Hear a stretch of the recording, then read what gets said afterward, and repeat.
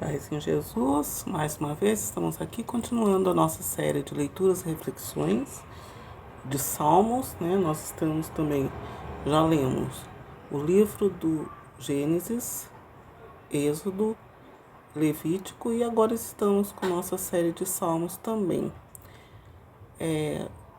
Para você saber todas as nossas atualizações, para vê-las, para seguir as nossas leituras e reflexões exclusivas e atualizadas para o dia de hoje, para o tempo de hoje, entre em nosso canal, acesse, o link que está na descrição, são vários links que eu deixo na descrição do vídeo para você aí.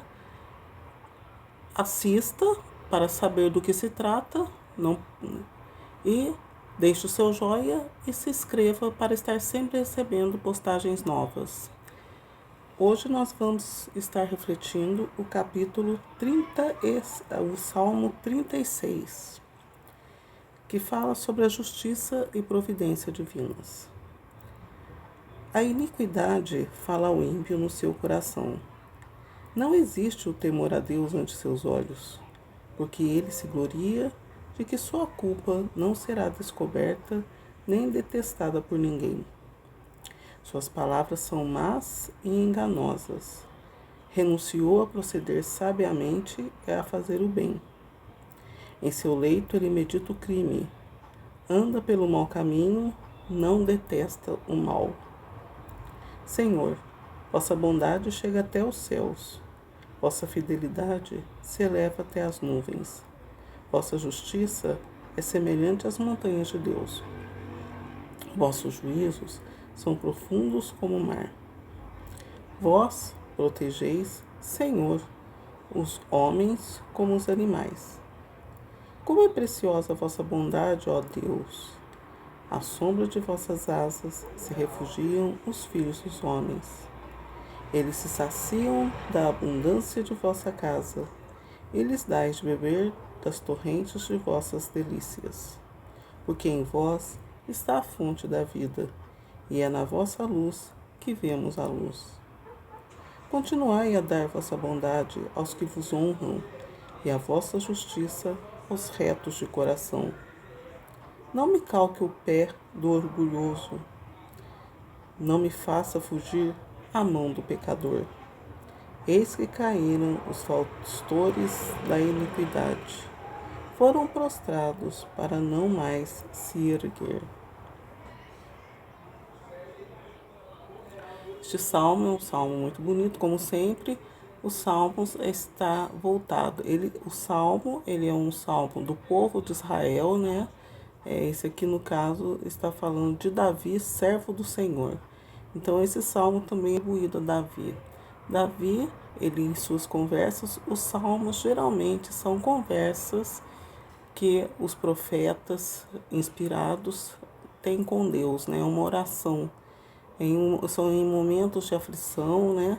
No caso aqui, Davi, né, estava falando de sua experiência de vida, daquilo que ele vivia. Os salmos de Davi geralmente são de aflição, quando ele estava indo para alguma guerra, quando ele cometia algum pecado, né, como o Salmo 51, quando ele cometeu, né, aqueles graves pecados como Batsabé e outros tipos de pecados, né? Então, os salmos, eles são conversas com Deus. Este salmo, ele é do tempo de Davi, está servindo no dia de hoje e com certeza no futuro, quem por ele, né, ficar, né, madrugando para saber, para ler, né, quem madrugar em busca da sabedoria, de entender e ler o salmo, irá ver que ele estará também servindo para o tempo do futuro, né, no tempo do futuro de quem o ler, né. A iniquidade fala ao ímpio no seu coração. O que é iniquidade? Iniquidade é fazer aquilo que Deus não consente, né? Aquilo que desagrada a Deus. Tudo que desagrada a Deus, tudo que foge às recomendações de Deus. As recomendações de Deus, se você quiser saber, estão em livros do Êxodo, livro do Levítico, Êxodo, Levítico, Números, são os principais livros. Todos os livros falam da lei de Deus, mas o livro de Êxodo, Levítico, Números, Deuteronômio também, né?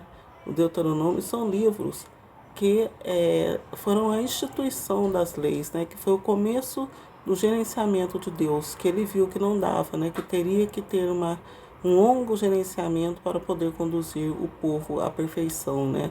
Para ele poder mostrar a plenitude de seu amor ao povo eleito. Então ele teve que ele instituiu essas leis para poder conduzir, né, até o termo, até a hora mais apropriada para o povo, a hora que eles estariam, né, preparados para o reino de Deus.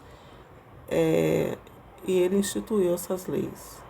Essas leis estão em Êxodo, Levítico, Números e Deuteronômio.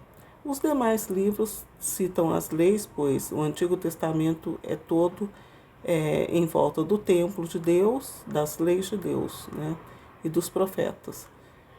Na esperança, né, mais para frente dos outros livros dos profetas, né, na esperança do derradeiro do Salvador, né, dos que criam, né, dos que davam atenção às profecias, estavam na expectativa daquele que salvaria Israel da iniquidade de outros povos, da ignorância, da cegueira, da injustiça.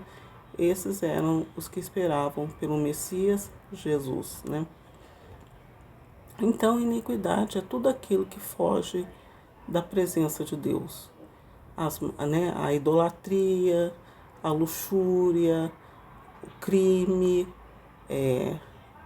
as maldades, né, a inveja, o ódio, a intemperança, né, a falta de amor a Deus, né, como Jesus mesmo resumiu, iniquidade é não amar a Deus e não amar ao próximo como a si mesmo, né?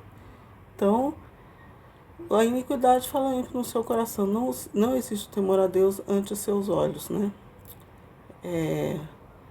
A própria iniquidade acusa, né? Muitas vezes a pessoa não consegue dormir porque a própria iniquidade, a própria maldade acusa a pessoa, né? Então a pessoa fica atormentada e não tem paz na vida, né? Aqui ele está falando da bondade, né, de Deus que chega até o céu, sempre enaltecendo, sempre já, né, a oração de Davi voltada para os tempos futuros, né? Ele tinha a aspiração, a expectativa, mesmo sabendo que ele não poderia chegar ao reino de Deus, né, pois ele tinha muitas falhas, mas ele tinha a expectativa que alguém iria o honrar e, né, e levar a bom termo, né, o seu reinado de forma plena, né? Então aqui Davi, depois em Jesus, né, porque todo o salmo depois culmina em Jesus, né? Todas as orações, todo o livro do Antigo, do Testamento, do Novo Testamento e o Apocalipse convergem a Jesus, né? Todas as orações terminam em Jesus. Por isso que nós temos que esforçar, né, em fazer uma oração que agrade a Deus, pedir sempre o Espírito Santo que ore para nós, né? Porque o Espírito Santo, ele nos serve aqui na terra e serve a Jesus, né? Ele é aquele advogado que torna, né, temperado o relacionamento entre o homem e Jesus. Nós não sabemos orar, né, como diz São Paulo, né? Não sabemos orar como convém, mas o Espírito Santo vem em nosso auxílio. Então temos que pedir o Espírito Santo para orar do jeito que convém a Deus, do jeito que ele irá entender, do jeito que lhe agradará e do jeito que irá ser conveniente para nós também, né? E aqui ele enaltece a bondade de Deus, né? Porque Deus sempre é bondade, nós que somos pessoas más, né? Que não sabemos, né, agradar a Deus, que não sabemos orar, porque pouco a gente pede a ajuda do Espírito Santo, né? Como aqui mesmo está dizendo que